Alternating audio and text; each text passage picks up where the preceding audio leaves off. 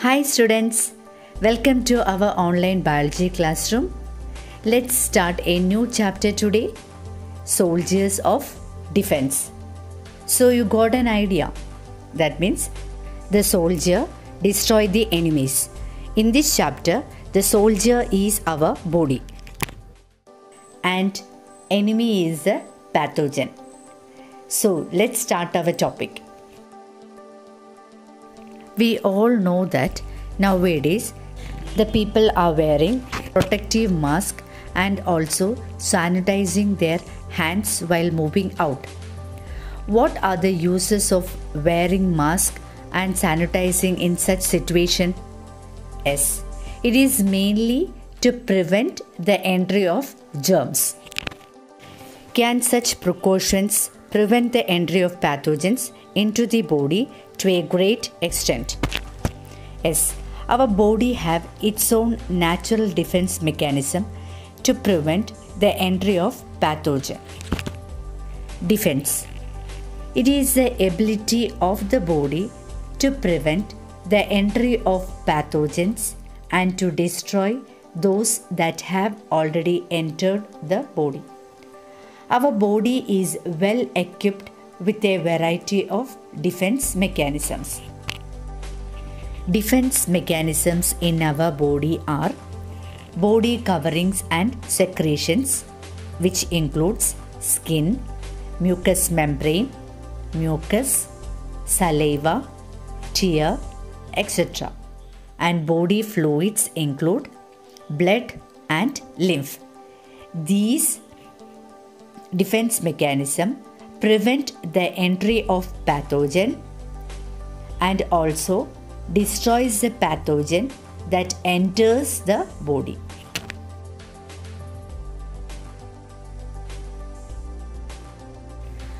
Body coverings and secretions. First example, skin. Skin is a protective covering of the body. It is a safety shield that prevents the entry of germs. The defense mechanisms of skin include epidermis, sebaceous gland and sweat gland. Epidermis, it is the outermost layer. It contains a protein called keratin which prevents the entry of germs. Second one is the sebaceous gland. It produces sebum and makes the skin oily and waterproof. Last one is the sweat gland. The disinfectant present in the sweat produced by this gland destroys the germs. Next is the mucous membrane. The mucous membrane is another protective covering of the body parts. Here, the pathogens trapped in the mucus produced by this membrane get destroyed. The destroyed germs are expelled out by the cilia cells of the mucous membrane. Other defense mechanisms include ear wax. The ear wax prevents the pathogen entering into the ear and destroys the pathogen that enters into the ear. Next one is the lysozyme, which is an enzyme present in the tear, urine and saliva.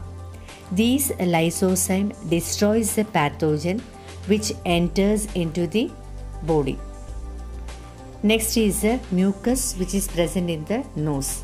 It also destroys the pathogen. And in the trachea also, the mucus destroys the pathogen. In the stomach, there is hydrochloric acid which destroys the pathogen which enters through the food. In the small intestine also, mucus is there and this also destroys the pathogen.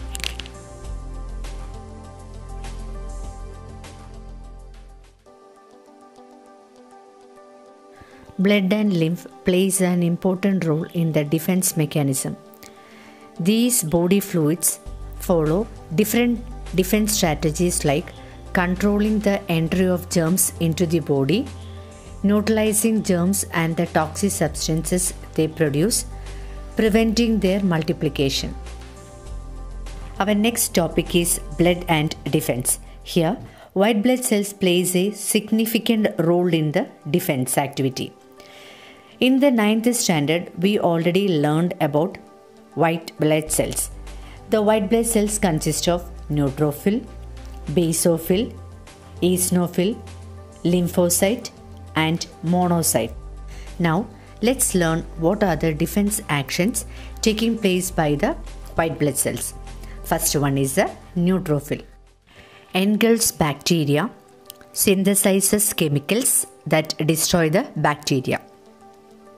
Second one, basophil.